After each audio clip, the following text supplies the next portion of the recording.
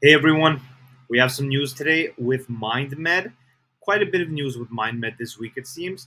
So, MindMed has completed a 1 for 15 reverse share split. So, there's a reverse share split. So, if you're taking a look here on my screen, it's right on the homepage here. We're clicking right into it. If you're listening, then you could just listen in. If you're looking at my screen, you can follow along. So it looks like there's a reverse share split, 1 for 15. I'll give you the brief rundown and then I'll give you some analysis and I'll give you my thoughts. Mind Medicine, a clinical stage biopharmaceutical company developing novel products to treat brain health disorders, today announced that its previously announced 1 for 15 reverse share split of the company's common shares, par value of 1,000 of a dollar, became effective after the close of markets on August 26, 2022, with trading expected to begin on a split adjusted basis on the NASDAQ and the NEO exchange at market open on August 29, 2022.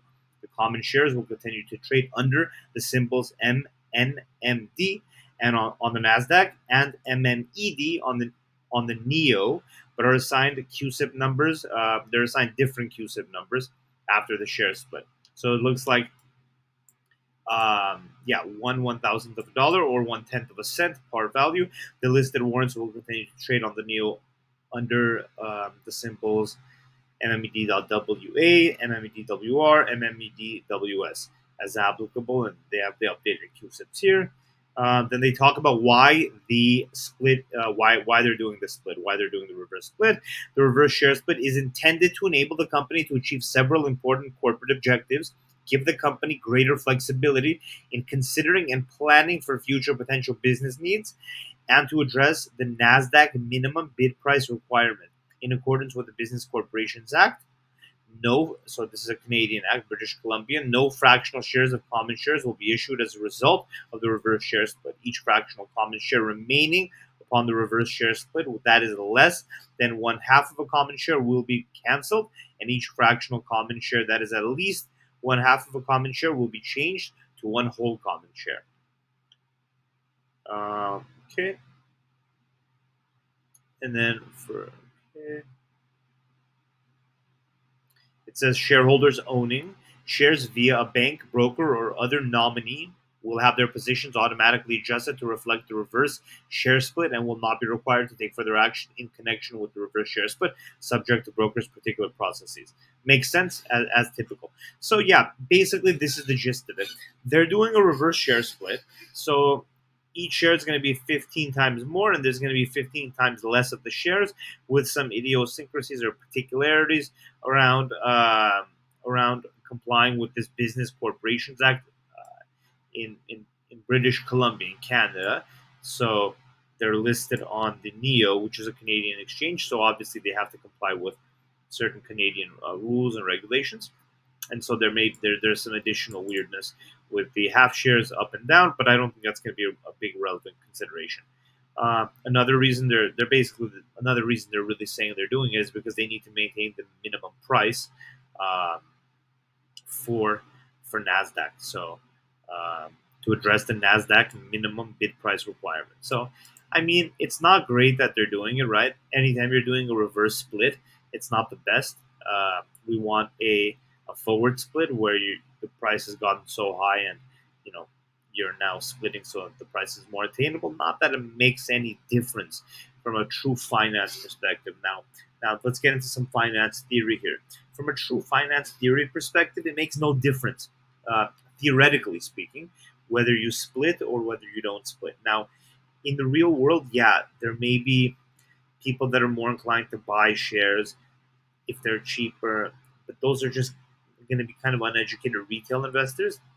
Typically, typically, it doesn't make a difference whether you split or you don't split.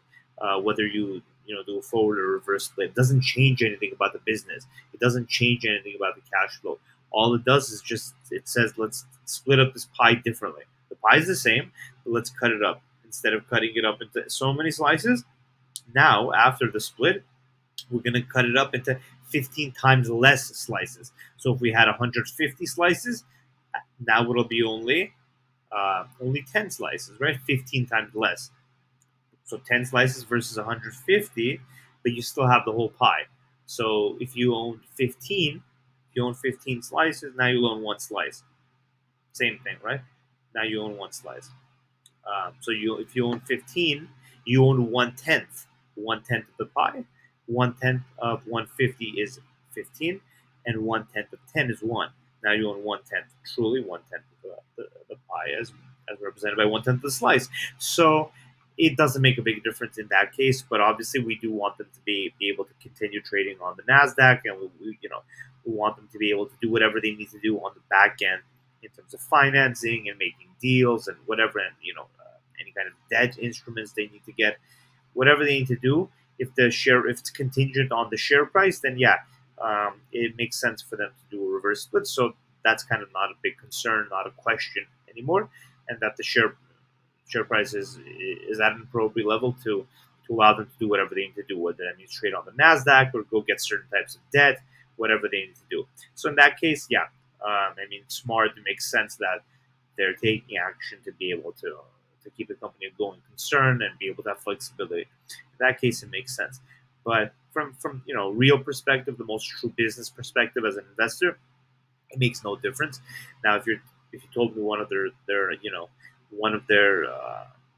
meds went to phase three, that would be huge news. That would be a true pie changing thing where we're not like now changing the way we slice up the pie, but we're now changing the size of the pie. So what we want as investors is for the size of the pie to increase. Okay, we want the size of the pie to increase.